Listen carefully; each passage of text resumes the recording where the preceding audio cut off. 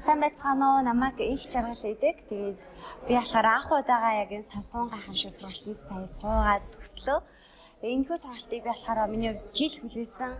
Тэгээд ер нь ингээ хүний амьдрал сонсон гэдэг бол маш чухал хэрэгцээ юм байна гэдгийг бол харлаа, ойлголоо. Гэтэ хаанаас ч ийм цогц практик за дээрэс нь ийм техникийн юмыг сурч ийсэнгүү.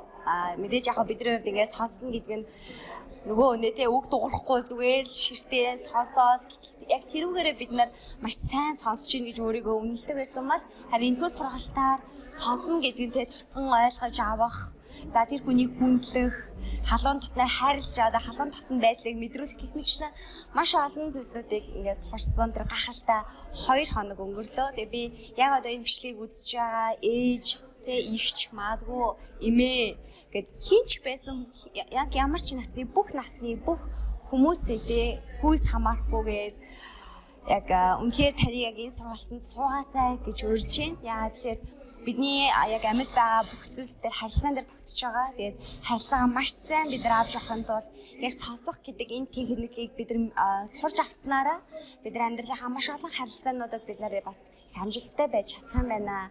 Тэрний эхний яг зүйлийг нас сурсан гэж дүгнэж байгаа.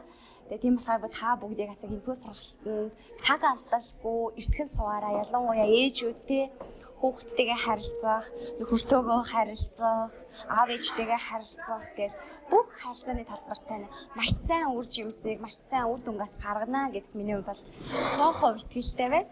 Тэгээ та бүгдийг энэхүү сургалтанд урьж байна.